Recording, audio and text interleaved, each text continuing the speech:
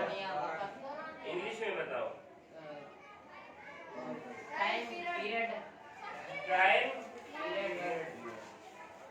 या as period.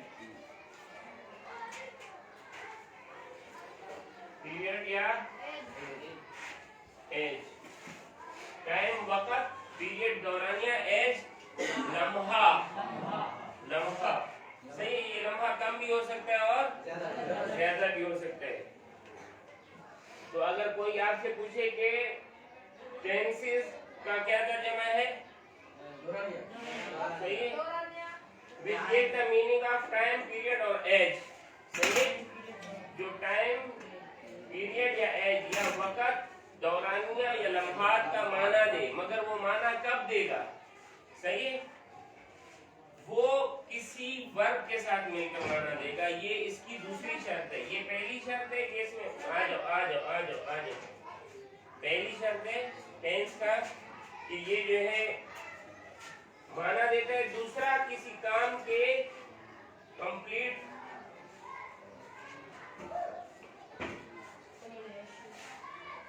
Completeness और incompleteness. सही। किसी भी काम के तकमील या अदम तकमील को जाहिर करता है किसी फेल के मदद से। ठीक है। तो जमाने हमेशा तीन ही होते हैं। कितने होते हैं जमाने? Present, past, future. जी, प्रेजेंट, पास्ट और पास्ट, फ्यूचर।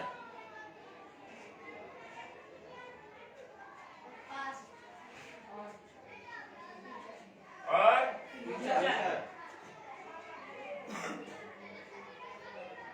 ठीक है। प्रेजेंट यानी मौजूदा जारी, पास्ट फ्यूचर आने वाला। फिर मैंने अर्ज किया था कि हर जमाने में चार किस्म के मानी पाए जाते हैं। चार किस्म के हम उसको इस्तेमाल कर सकते हैं। सही है। जी बाबू बताओ कौन कौन से? सुभान अल्लाह। और कोई बताए? सर मैं बता दूं। इधर इधर देखें। पहला क्या है? दूसरा क्या है?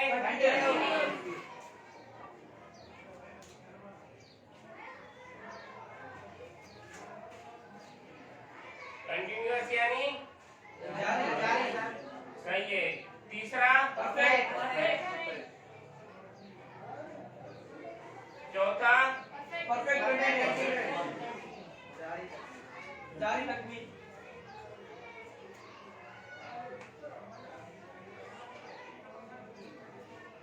सही है। इंडिफिनिट का क्या माना है? मुस्तकिल आदत। इंडिफिनिट का माना है रोजमर्रा भी आप कह सकते हैं या मुतलक भी कह सकते हैं। सही। रोजमर्रा। सही। Yes sir. Continuous, perfect, perfect continuous,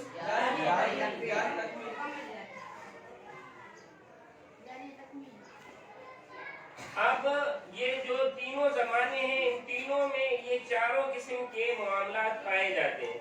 लिहाजा हम क्या कह सकते हैं कि जमाने इंग्लिश में ग्रामर के हिसाब से अगर हम उनके सेंटेंसेस बनाते हैं या तो वो कितने होते हैं?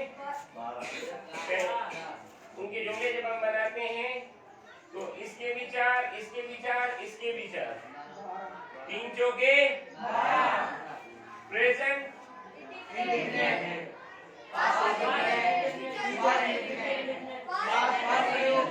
एक साथ तो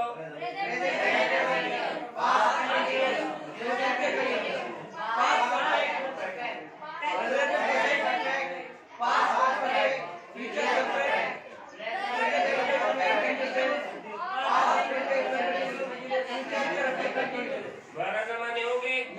किसी को लिखना है?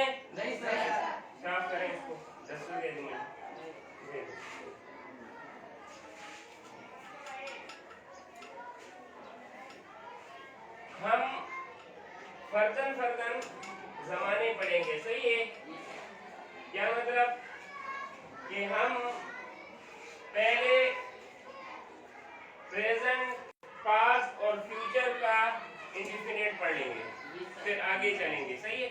हर जुमले का हम हर जमाने के एक इस्तेमाल को हम पढ़ेंगे। सही है। Yes, sir. तो सबसे पहला जमाना क्या था? Present indefinite tense. सही है।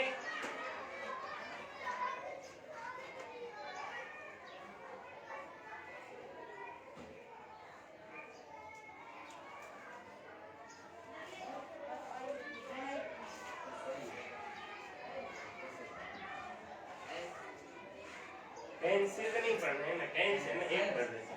ठीक है।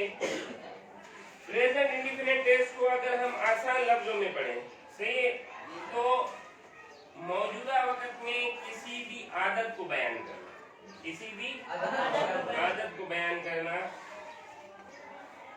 इसमें 3 चीजें आती हैं। कितनी चीजें?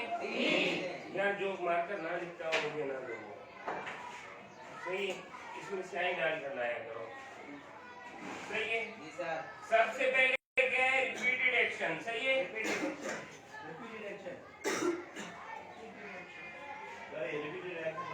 बताता हूँ। पहला काम है इसका रिपीटेड एक्शन। दूसरा क्या है?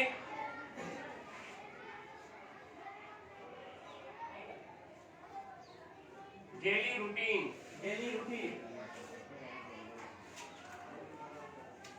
तीसरा क्या है? Universal fact. क्या है?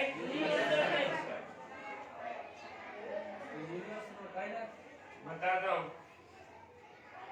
सब बताता हूँ। ये इसके 3 मानी है। देखिए, 3 किस्म के अल्फाज बताने के लिए याद है। पहला क्या है? Repeated action. कोई काम बार बार हो रहा है। मौजूदा जमाने में कोई काम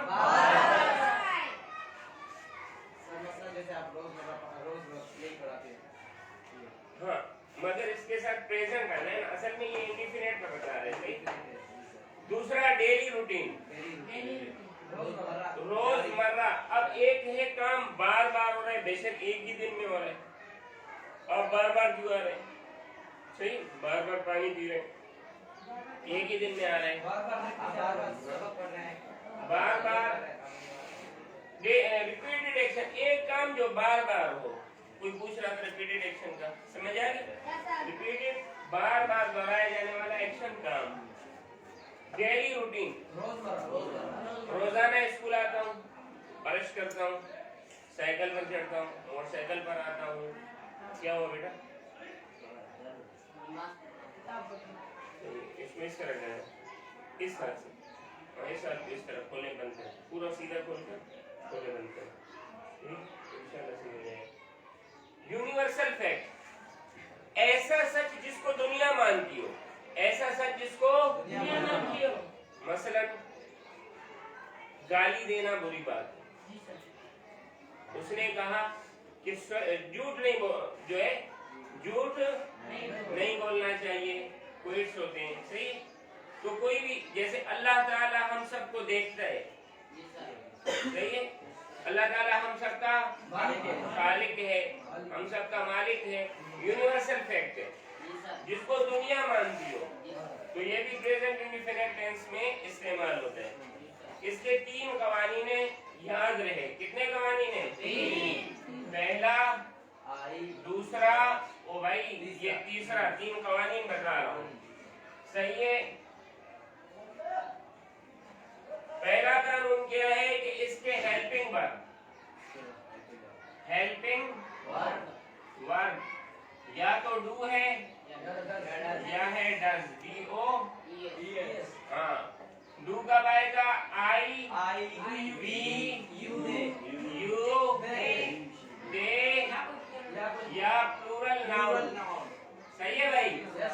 डज कब आएगा? इट या सिंगुलर नाउन।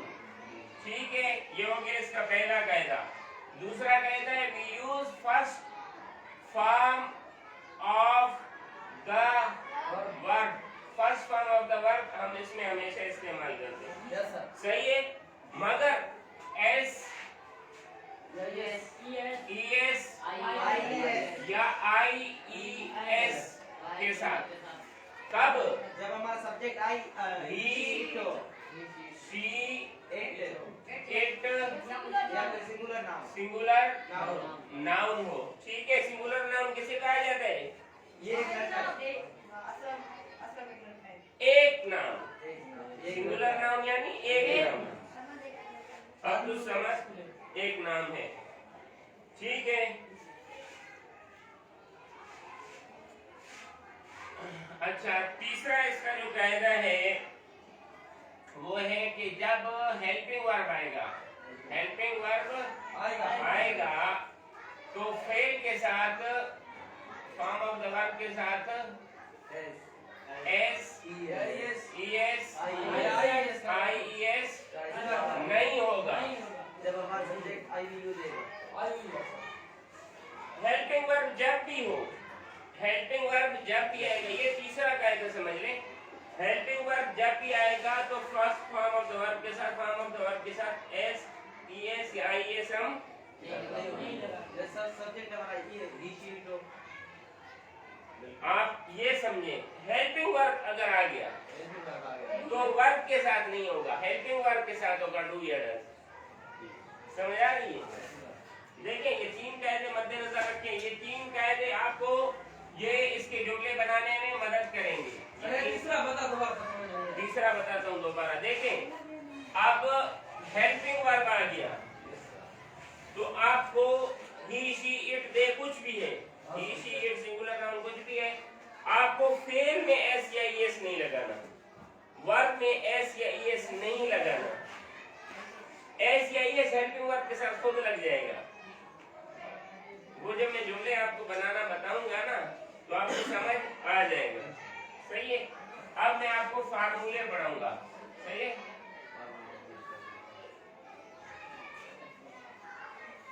सही है। मुख्तसर है ना। बस ये देखो, हम कितने किस्म के जुमले उम्मूमन अदा करते हैं? 5 किस्म के। सही है, देखें पहला होता है अफर्मेटिव।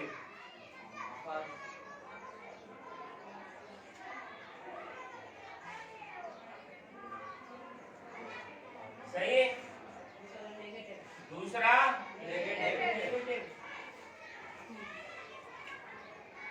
तीसरा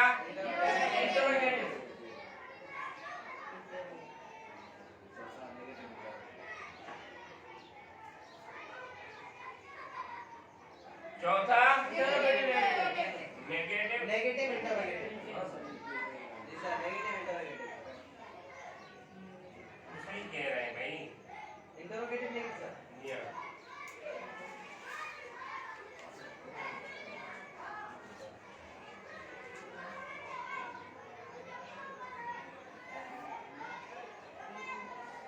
अच्छा, ये क्या है? फॉर्मल।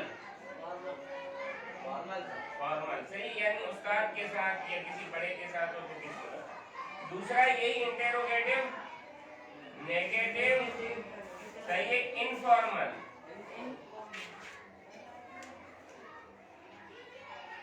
सही है, बताता हूँ। आप पहले समझ चुके हैं कि ये आपको समझ नहीं आया? पहला समझ ले। पहला जो है अफर्मेटिव यानी मुस्बिता जुमला या जुमला मुतलक। मुतलक यानी उसमें ना सवाल हो रहे, सिंपल सादा सिंपल ना उसमें सवाल हो ना नफी हो। अफर्मेटिव ना सवाल हो ना नफी हो, और वो नुक्ते पर फुल स्टॉप पर खत्म हो। सही है, तो इसमें हम क्या करेंगे? फार्मूला इसका क्या है? Subject plus first form of the plus S ES या IES। सही है, ऑब्जेक्ट प्लस और जी इसमें आप लोग ऑब्जेक्ट है या एडजेक्टिव प्लस, बात ऐसे होते हैं कि वो ऑब्जेक्ट नहीं मान मानते हैं, एडजेक्टिव मानते हैं, सही है ना? एडजेक्टिव बना सकते हैं।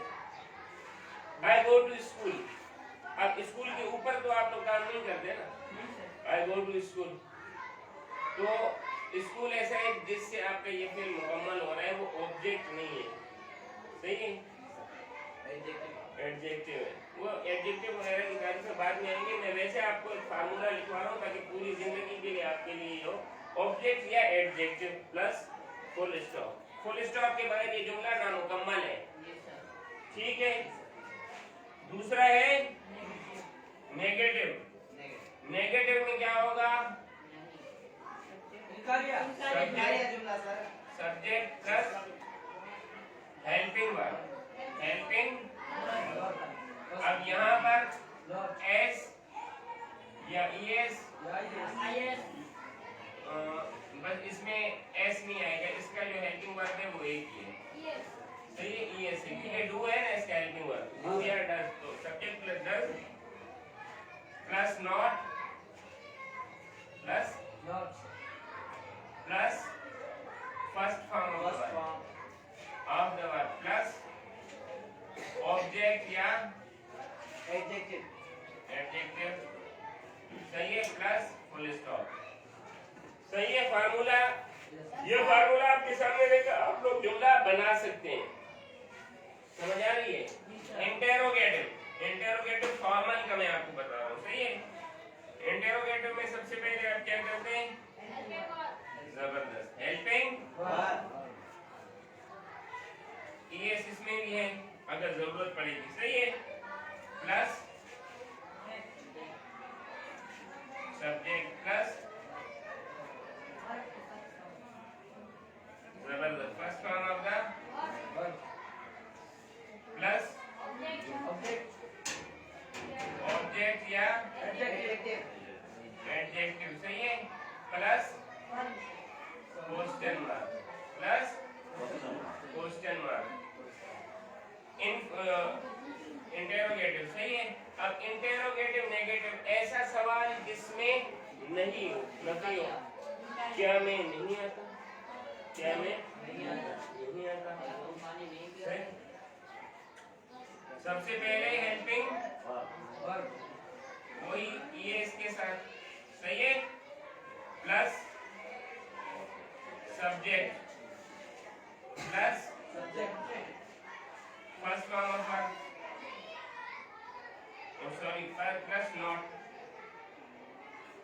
Plus first verb plus object या एडजेक्टिव, सही है, प्लस क्वेश्चन मार्क, सही है। अच्छा, इनफॉर्मल क्या किस तरह है? ये सी इंटेरोगेटिव, नेगेटिव, इनफॉर्मल, सही। ये किस तरह है? ये देखो आप, हेल्पिंग वर्ब प्लस नॉट, यानी यहाँ नॉट जो है पहले आ जाएगा, सही है, नॉट पहले आ जाएगा, बकिया वही है, सब्जेक्ट, बोलते जाओ, subject first form of verb plus object या एडजेक्टिव प्लस क्वेश्चन मार्क। लिख लो इसको, फिर मैं आपको इनकी मिसालें बताता हूँ, जल्दी लिखो इसको, सही है।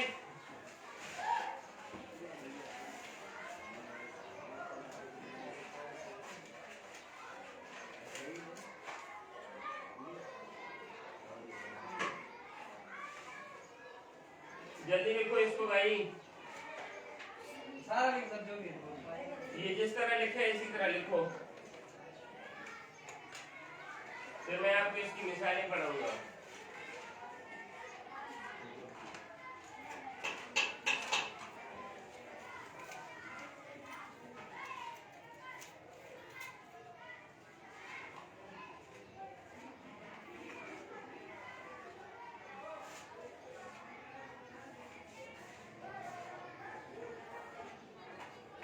शेयर में आप बेशक इसकी स्पेलिंग वगैरह पूरी लिखना चाहेंगे, आपकी मर्जी, अगर ऐसे लिखना चाहेंगे तो कोई हरज है, ठीक है। हाँ बेटा फेयर नहीं है तो रफ कर लिख लो फिलहाल